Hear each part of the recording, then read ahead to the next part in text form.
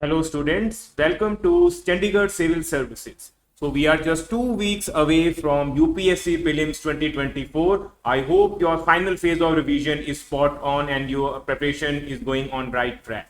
So we are starting with a fresh series in which we'll be covering some important themes which you need to revise before your prelims 2024. So in this short video, I will highlight 10 important themes from environment and ecology which should ideally be revised thoroughly, because these are the sections which will give you maximum dividends. If you are have covered these themes exhaustively, there are more or less chances that you would be on safer side in environment section.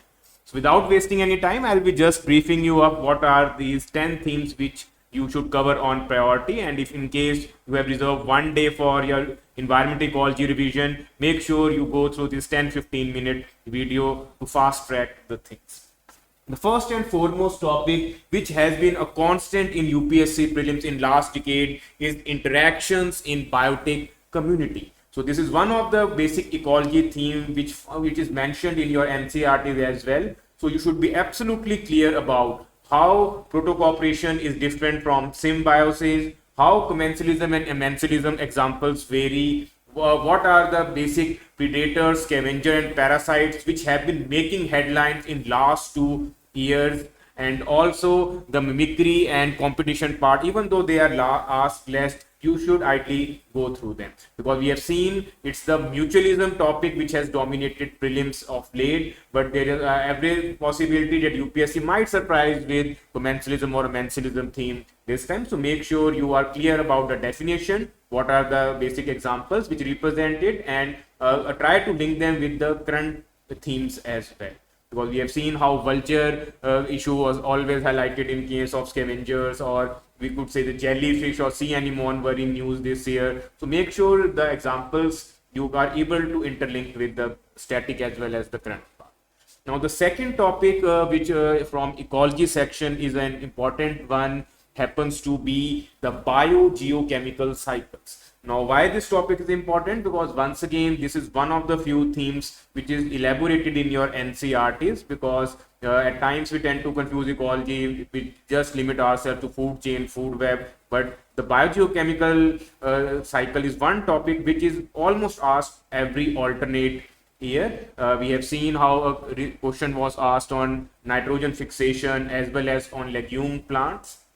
So basically, out of all the biogeochemical cycles mentioned, like nitrogen, phosphorus, sulfur, carbon, water, it's the nitrogen cycle which holds the primary importance, because while going through even life sciences, the biology part, this nitrogen fixing theme has been highlighted multiple times in your NCERT. So make sure you are absolutely clear about what does nitrification, ammonification, denitrification represent, what are the exact bacteria which are involved in this process, and apart from biological nitrogen fixation, what is the you could say the atmospheric nitrogen fixation, or you could say the industrial nitrogen fixation. So Haber-Bosch process as well as the role of lightning in nitrogen fixation should also be clear. At times we see lightning as a disaster, but it has some role in biogeochemical cycle. In case of carbon dioxide and oxygen, there are straightforward basics. You should be clear what are the sources which add oxygen or carbon dioxide, what are the sinks which helps in their removal, so that balance is maintained. Basically, it's an easier topic, and you should ideally not make a mistake if the question is framed around biogeochemical cycle, because it's quite a predictable theme. Now, coming to the third theme, which happens to be overlapping with geography, is the biomes, because while covering the hierarchy in nature, in which we are deducing how organism, community, species, ecosystem, or biosphere vary from each other, there is a specific theme called biome, in which you have to focus on the latitudinal biome example, because there is a topic in geography which describes as the different types of vegetation. So while covering biome topics, you should be absolutely clear what are the exact climatic conditions of that specific biome. Secondly, what are the exact flora species which dominate those ecosystems, or in simple terms, we can say the endemic species found there. And thirdly, what are the flagship fauna species which represent the biome? For example, if I say that It is a warm, humid climate. There are coarse grasses, and you happen to find scattered trees. Along with that, zebra, giraffe. So basically, I'm trying to highlight the savanna type of vegetation. So make sure you have a concrete image of all different biomes, right from tundra, taiga, you could say chaparral, grassland, deserts, equatorial rainforest, and of course the deciduous forest. So once you have, preferably try to revise this with a tabular form, or you could say even through the map work as well. You should be able to locate the specific ecosystems within the latitudinal extent. Also, the altitudinal biome is another topic in which at times the applicability of the theme is asked. They tend to ask that which of the following ecosystems might have a tropical rainforest at the same time have snow covered peaks as well. So you have to pick those sites which are over 6,000 meter above the sea level.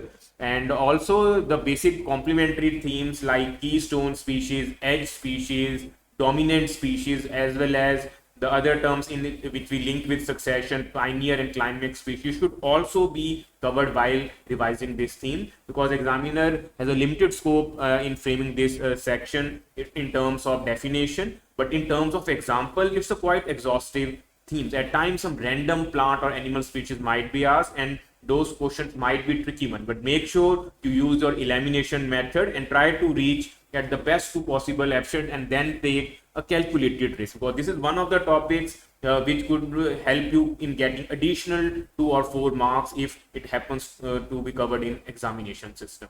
So we have covered that theme quite exhaustively, and hopefully by now you should be feeling confident about the biome themes.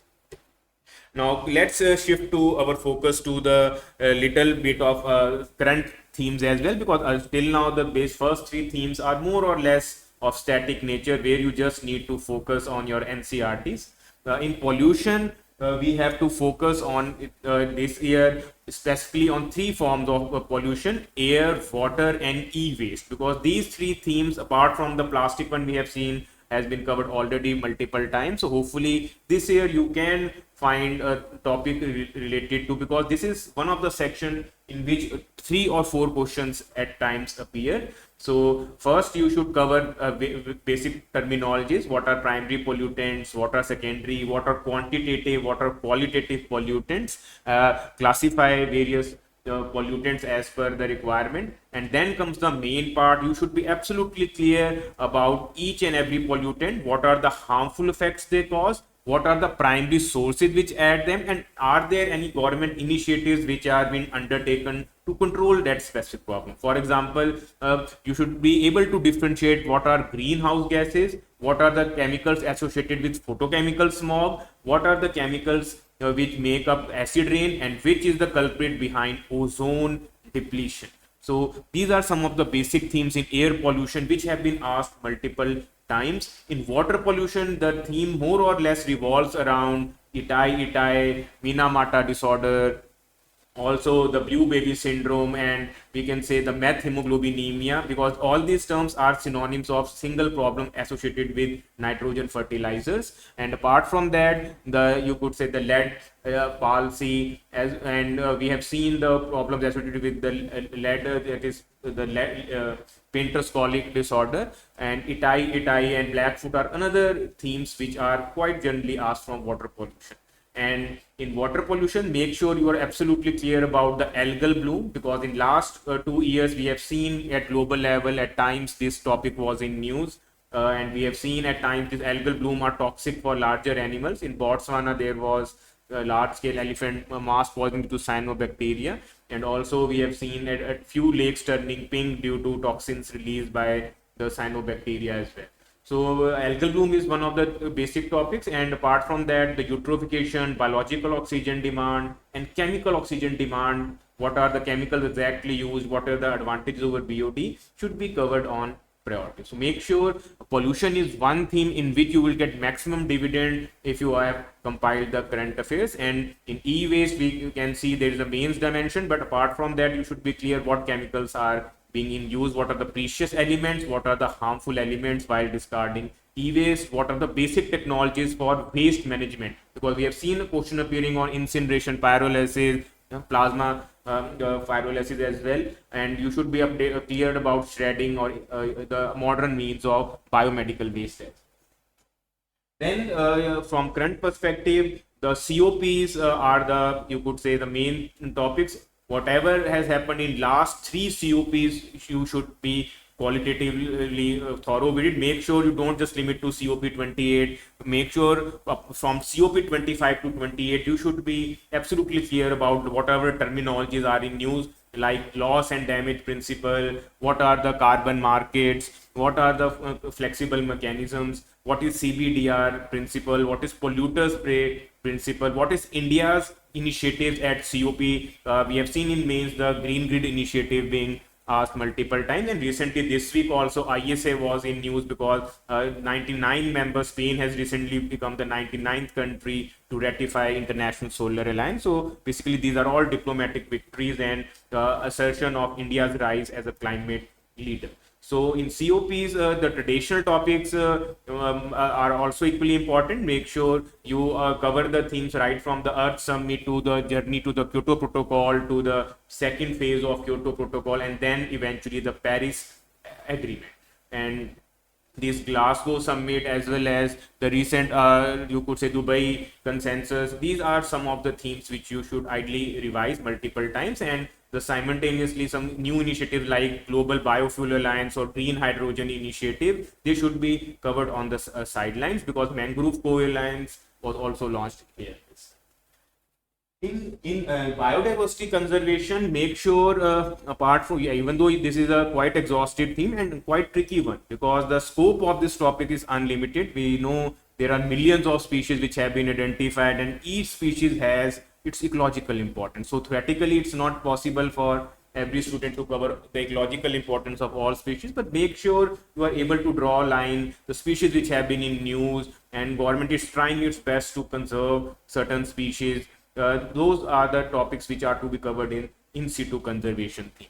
So make sure at least you are thorough with all the biosphere reserve 18 in national parks. You should ideally cover the 30 which we have covered in class lecture. Apart from that, add around 25-30 from static and current perspective. You can give yourself a clean sheet that you have prepared this topic quite thoroughly. In sanctuaries, it's always advisable to limit yourself to the wildlife sanctuaries mentioned in the current affairs, because we cannot mug up just 500 plus sanctuaries just for the sake of one single question. The cost benefit analysis goes against the sanctuaries part somehow. And apart from that, if there is a specific ex situ conservation which was accidentally in news, some captive breeding, or like we can say we are trying to revive the African cheetah in Indian shores and we're trying to raise it in situ conservation. So such specific themes are also ideally should be covered with in situ conservation. And make sure whatever flagship species they are trying to conserve, you should be clear what is the status, what is the geographical distribution, and what are the government as well as international programs to the in focus. Like we have seen the Project Tiger being celebrated because it just had a milestone of 50 years. So you should ideally cover which are the latest tiger reserves, what are the major TX2 count, what are the India's contribution in the theme, what are the tiger range countries. And because a lot of things are revolved around keystone species, and this rhinoceros, tiger, elephant, leopard, snow leopard, these are the topics which generally are on predictable lines in situ conservation. And India happens to be the flag bearer of the Big Cat Alliance as well, which was launched recently. So make sure you are clear about what are the big cats, which big cats are not found in India, because you can expect an easy attemptable question from this in situ conservation as well as some out of box question. Now the next theme which you should be clear is the wetland and coral reefs theme. Even though there was a time when covering wetland and Ramsar Convention was a cakewalk for students, but today it's quite a tricky one, because currently, as this lecture is being recorded, there are 80 Ramsar sites. We have covered all those 80 sites in the recent batch, as well as in, if you happen to be an old student, you might have covered around 50, 60 now.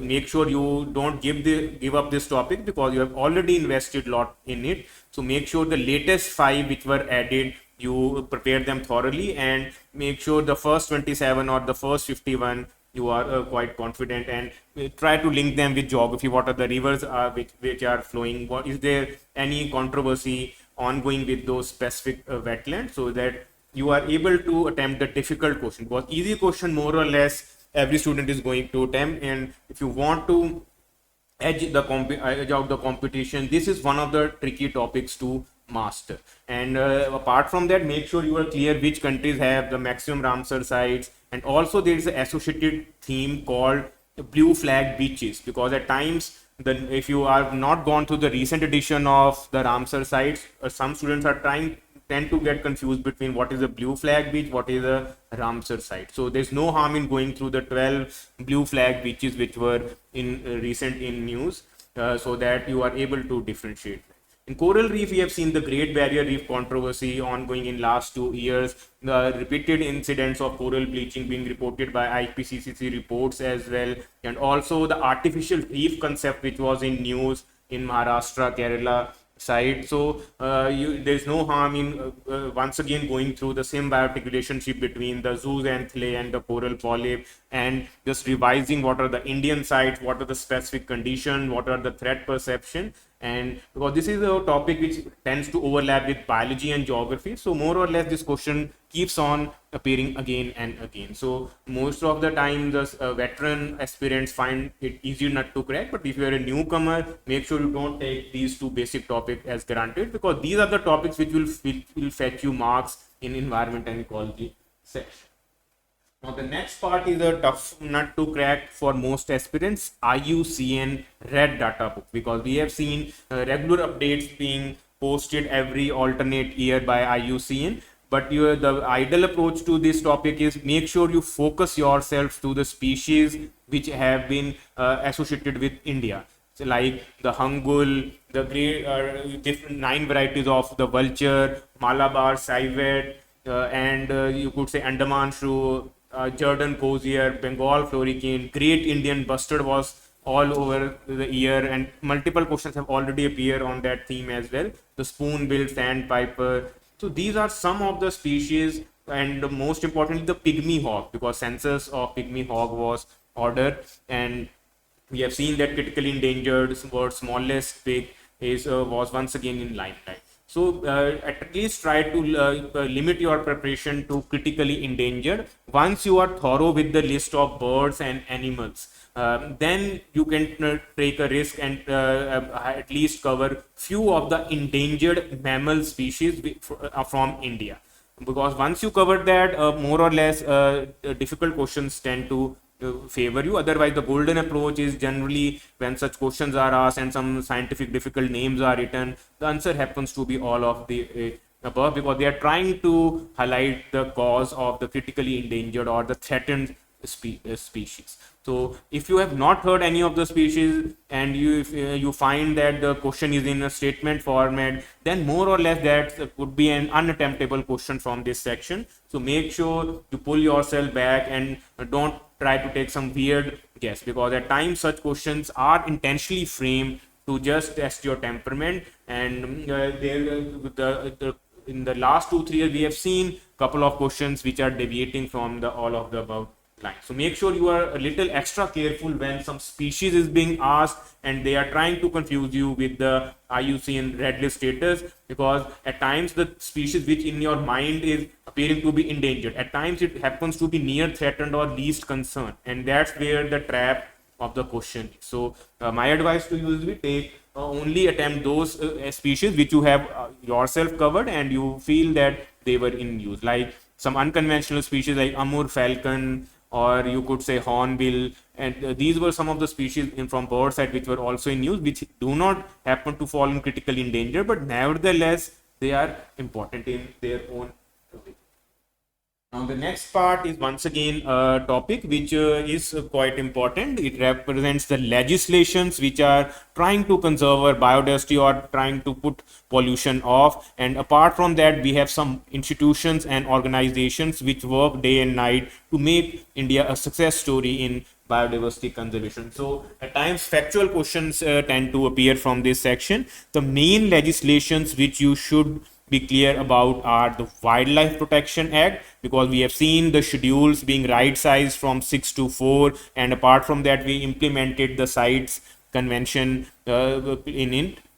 Apart from that, you should cover Environment Protection Act. Biodiversity Act has already been asked in main, so at times the Nagoya Protocol as well as the other summits, they tend to interlink this theme and ask a qualitative section from it. So make sure all legislation related to environment and air, water, hazardous waste are covered, and make sure you also revise the convention and summits part, right from the Bonn Convention to Vienna Convention to, you could say, the Montreal Protocol, and the unconventional ones like Rotterdam, Stockholm Convention, Nagoya Protocol. These are some of the conventions which should ideally be clear about what is their signing year, what are the issues covered, have India implemented corresponding legislation to keep them in force, and what's the India's take on it. In organizations parts, few NGOs like BirdLife International, World Wildlife Fund, and some institutions of repute like Bombay Natural History, Salim Ali Center of Ornithology.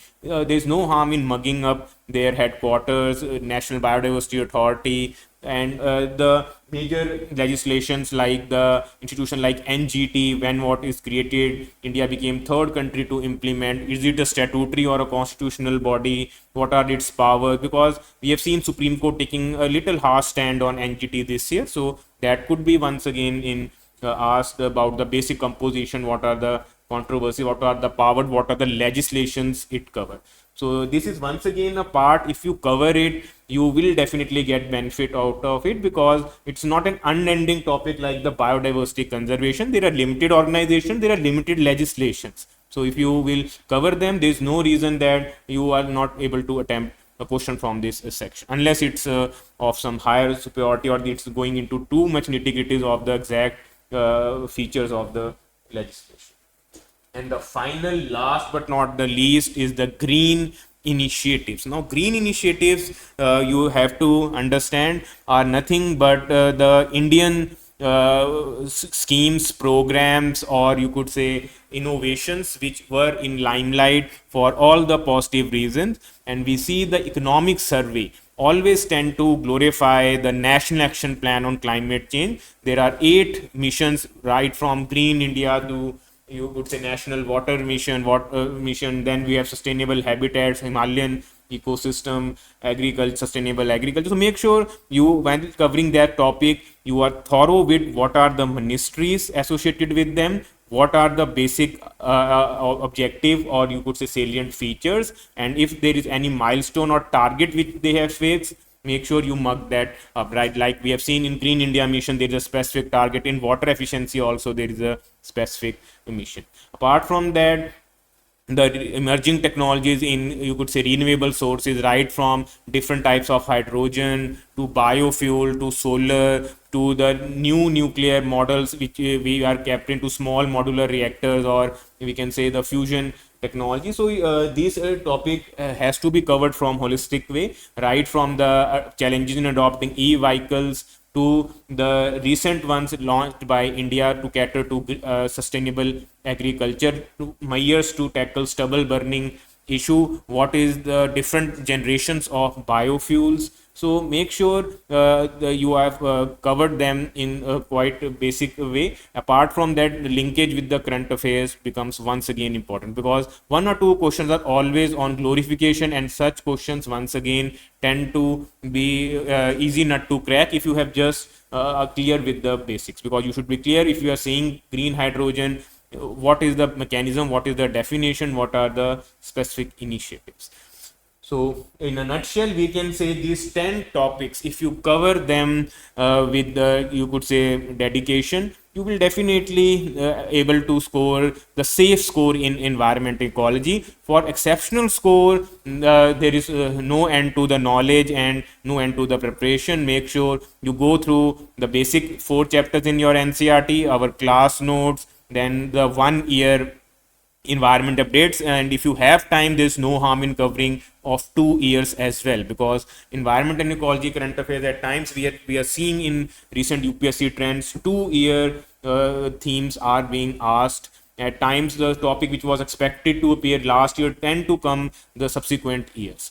So this is a topic which will always echo with the sentiments of candidates as well as UPSC, because the UPSC exam prelims is clubbed with the Indian Forest Services, so there is no escape from environment and ecology module. So make sure you don't take this module for granted, or you feel that this is a easy theme, let's just revise basic in situ or some few initiatives, because at times it will pinch you if you mess up the easy question on, say, food chain, food web, or basic ecology principles, what is ecological niche, or you could say what is an ecotone.